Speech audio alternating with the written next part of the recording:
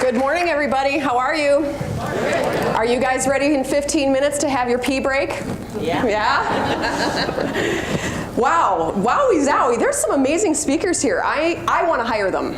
I want to hire them. They are that good. They are that funny. And oh, the testosterone. Oh, you can feel it all around this whole stage. You really can. Jane, you're going to love it. So we're going to talk about mojo this morning. Mojo is lots of things to lots of people, and we all have it, and we all know what happens when we don't have it. Mojo is that fire, that zest, that energy, that juju, that propels you forward in life, that propels you forward in every little part of your life, whether it's your business, whether it's your personal life, your relationships, your community, everything. It's fuel. It's fuel. And these are our cars. And we're only given one car. For the entire time of our duration on this big, blue, beautiful planet, we have one.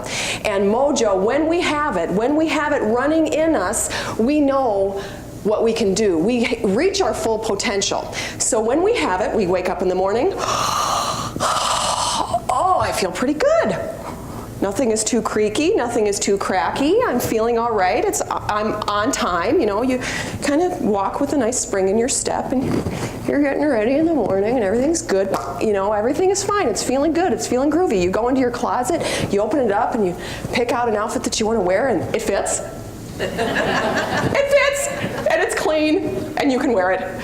So you go, and you're going, and you're thinking, you know, I'm going to have breakfast, and somebody actually put the milk back in the refrigerator so you can have your cereal, and you have your breakfast, and you drive, and everything is good, and things are going smoothly and effortlessly and easily, and you get to work, and everything is nice and calm and peaceful, and people are doing what they say they're going to do, and the day goes by, and you start having these flashes of inspiration of, you know what, I think I can get to that nasty little project that I've been avoiding the entire time. I think I'm going to get on that, and you go, and you just get it done, get it done, get it done, get it done, and you get home and it's easy and you have a nice dinner and your family's happy and everything is good, right? And at the end of the day, you're like, that was a really nice day.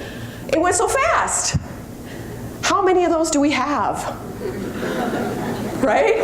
As opposed to when we don't have our mojo and the alarm goes off and the first words out of your mouth are, oh, crap. Any snooze alarmers? Brothers and sisters, my 9-minute brothers and sisters, yes, I bow to you, I honor you. You have that thing go off and you go, oh, 9 more minutes, I can get 9 more minutes of sleep, 9 more minutes of sleep, I'm gonna go let it go, I'm gonna get 9 more minutes of sleep. Then you do it again, 18 minutes, 18 minutes, 18 minutes, 18 minutes. Oh, I wanna get back to sleep, I just need a little more sleep, 27 minutes, 27 minutes, 27 minutes, right?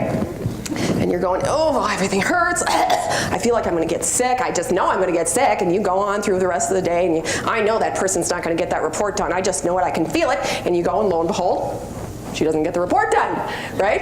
And you just, all these things start happening. And at the end of the day, you're rah, rah, rah, rah, rah.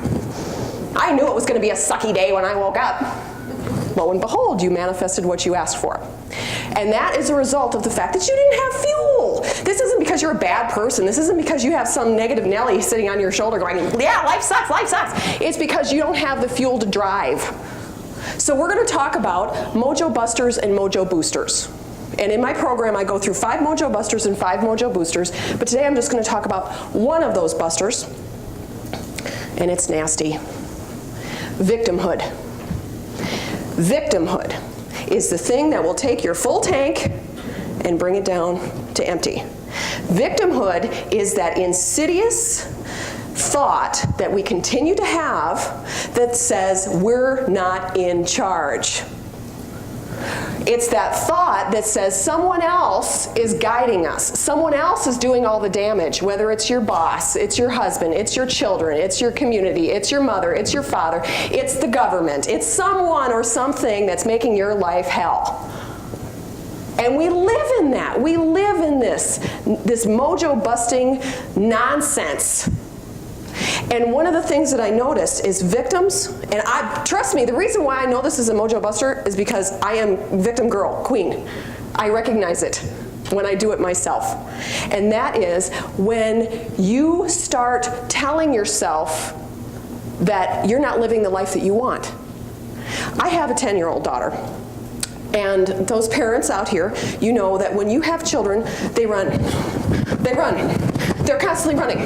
And they're doing everything all the time, moving, moving, moving. And how many moms and dads have said, if I could just bottle the energy in that kid, I'd be a millionaire, right? And my daughter, she could do everything, everything, everything, until I say, Emma, you have to clean your room. And then it's just drag. It can take her 3 days. And then she's bedraggled. Oh, why do I have to? And she's got no, you could just see her go from full tank to empty immediately. And the reason is because 2 little words, have to. As soon as she felt the energy of have to, she stops. Because the joy that she wants to experience no longer is happening. And yet, and then of course she has her temper tantrum. And it used to be when it was very loud, you know, 2, 3, 4-year-old, 5-year-old temper tantrum. Now a 10-year-old temper tantrum is kind of like, fine, right? We do it to ourselves every day. How many of you say have to? I have to go to this thing today at the Sheridan. I have to wake up early. I have to do laundry. I have to go to the grocery store. I have to clean my house. I have to go to work. Raise your hand if you've ever said any of that. Yes, the sea of hands. But you know what, you guys? What happens is we spend so much of that energy, I have to, I have to, I have to, and then we always take longer to do the things we have to do, right? Oh, you look at the laundry basket and it's filled and you get mad. You get mad like it's a surprise, right? You look at the, oh my, I just did the laundry. I just did it like a day ago. How could it possibly be filled? You are shocked beyond belief. And you say, I have to do the laundry. And we're doing that same temper tantrum where, you know, you get the laundry out, dump it out, cold, hot, cold, cold, hot. You put it in, you slam it, okay? How much energy, creative, juicy, powerful, loving, joyful energy have I expended in that? None. All I've expended is right?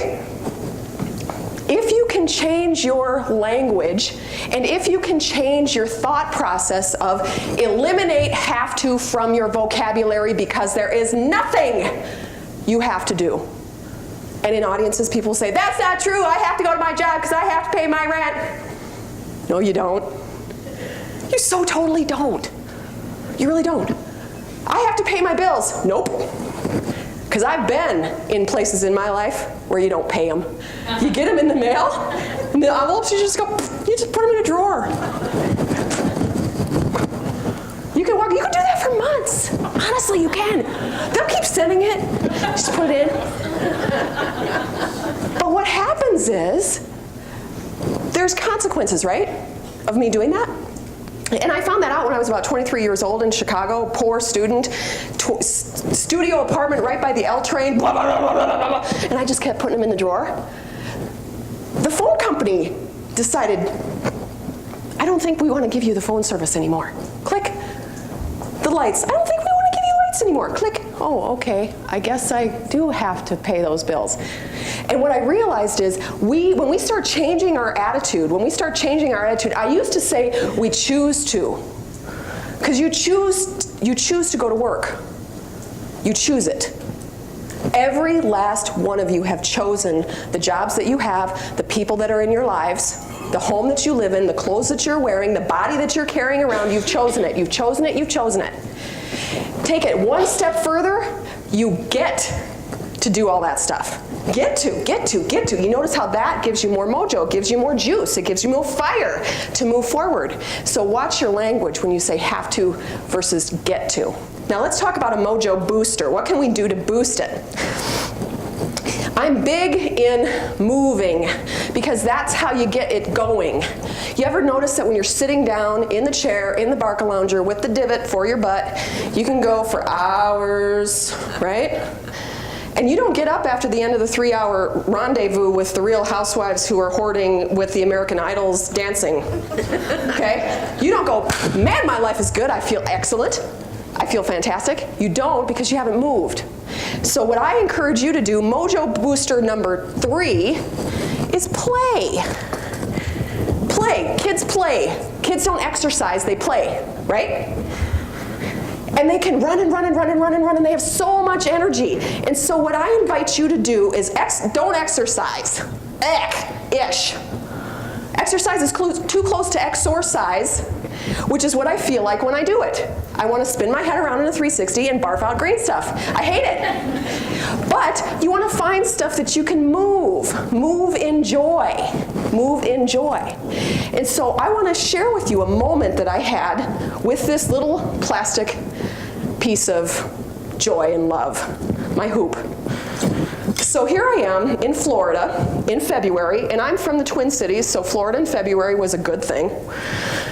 And it was about 50 pounds ago. I weighed 50 pounds more than I do now. And I really needed some mojo because I was starting to feel under the weather. I was starting to feel like, ugh. And I thought, the best thing to do for me is to play. So I'm going to get my hoop out, and I went to the beach in Florida, and I started to think to myself, okay, you really want to hoop, but there's all these people around, and there's people, in the condos right behind you and all that. So what are you going to do? And I said, well, I'm just going to start hooping, but I really wish I were invisible. So what am I going to do? Close my eyes. So I just start closing my eyes, and I'm in a swimsuit, 2-piece, 50 pounds heavier. Feel that. Feel that. So I have my iPod on, and I just start feeling the joy of what it's like to move with this piece of plastic. And I'm having the most amazing time ever in my body, and I'm feeling so good. And of course, then I do big tosses in the air and everything. And I finish up, my eyes are closed. I bow to the sea, and I open my eyes, and there's 2 octogenarians about 15 feet away from me who have an equal mix of awe and horror. They don't know whether to clap or run away, but they clapped. And I thought, this is the kind of thing. Find something in your life. If it's belly dancing, if it's ballroom dancing, if it's beach volleyball, well, wait, no beach volleyball here. If it's snow volleyball, whatever it is that moves your body, find it. You're not too old. You're not too big. You're not too creaky. There's nothing stopping you from moving your body in joy, and that will give you tremendous amount of mojo. And the last one that I want to share with you is a magic elixir. When you don't want to eat healthy, when you don't want to move your body, when you don't want to get off the bark lounger, when there's so much going on that says your life is so hard. Because if I went around the room and I said, what sucks in your life? What sucks in your life? What's hard in your life? What's your story? Every one of you go, yep, I got one. I got 10.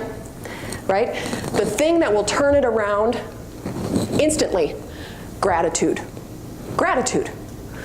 You decide in a moment, I don't want to be unhappy anymore.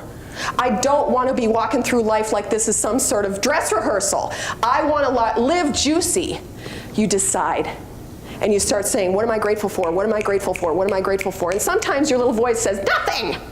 But you keep going, and you say, I'm grateful for legs. I'm grateful that I can actually walk. I'm grateful that I'm not attached to a machine to breathe. I'm grateful that it is still summer in the Midwest, and I'm going to go to the state fair next week. I'm grateful that I have a husband who loves me even when I'm 50 pounds and 2 pieces hula hooping on the beach in Florida. I'm grateful that I have a healthy daughter. I'm grateful that I do what I do for a living. I'm grateful that so many people are working out their stuff and getting to a point where they're more happy and more joyful. And I'm grateful for the fact that I love music, and I'm grateful for the fact that there's all these things around that people get, and I just blah, blah, blah. I just go into a gratitude rant, and life changes. What are you grateful for in your life? What makes your life juicy? Who or what makes your life juicy?